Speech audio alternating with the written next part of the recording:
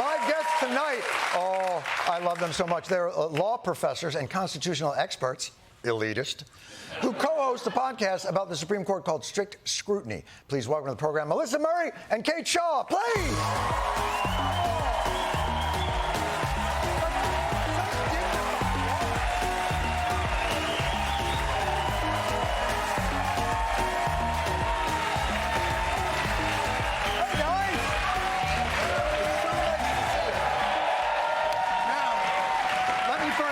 I want to apologize. So you have a third, Leah Littman, who couldn't be here because of the delicate configurations of our desk. We would have loved to have Leah be here as well, but she's in California, and so I didn't want to let that pass.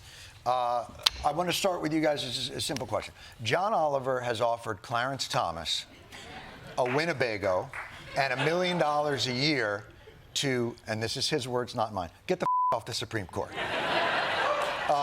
Will, in your court watchers, your experts on the Supreme Court, will he accept this offer? I think this is a Harlan Crow counteroffer opportunity. You believe that his benefactor is going to have to counter, but what do you counter with? It's a beautiful Winnebago and $1 million a year. Is there anything else to life? Not if you enjoy spending time in the parking lots of Walmart, as Justice Thomas suggests. He says he does, but apparently he likes to quail hunt in a robe.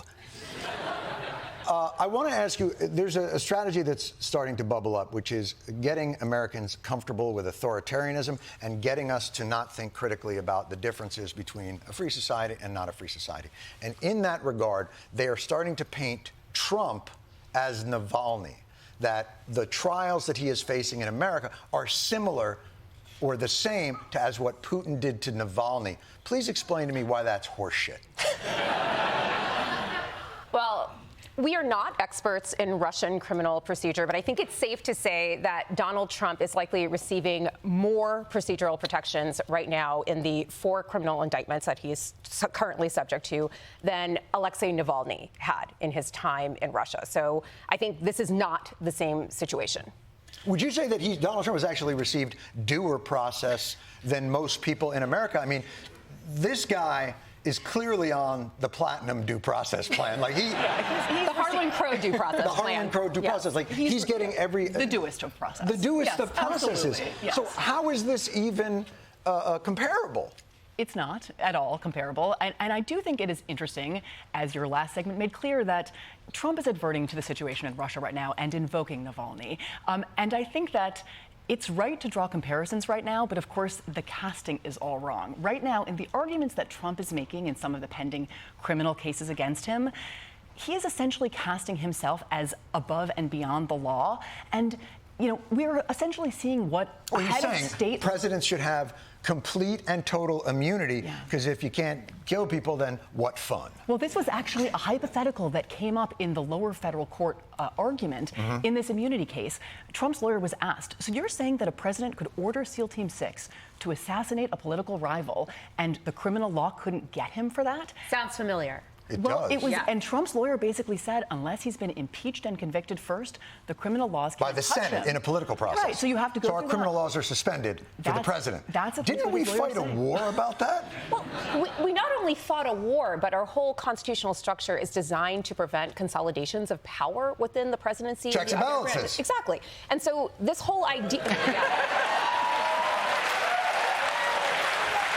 You got an A in our constitutional law classes, John. And con law. But I mean, what Kate is describing is essentially very authoritarian forward. I mean, the person that Donald Trump is not Alexei Navalny. It's Vladimir Putin. Right. That's who he wants to be. That's who he admires. But in our judicial system's defense, in my mind, over these past few years, it was one of the few institutions in America that actually held pretty strong. And you are frowning at me.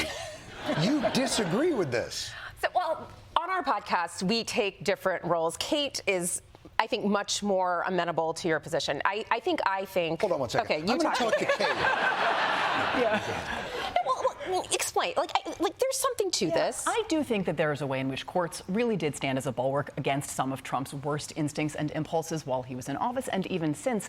60-plus lawsuits he filed around the 2020 election, all unsuccessful. Right. He argued for different versions of immunity in civil and criminal cases previously. Those have been unsuccessful essentially throughout. But we are in a real test moment of that proposition, in that the Supreme Court is right now facing this question of whether he will ever stand trial for the January 6th events. But if they grant him blanket immunity, we don't have a republic anymore. We don't have a constitutional republic. If the head of it has immunity, the thing I liked about what the courts did is they set a standard of evidence. Anybody can say whatever they want on a basic cable show, or wherever they go, or at a rally or anything else. But when you bring it into a court, as Giuliani famously said, no, we don't have any evidence, but we got lots of theories, and they threw him out.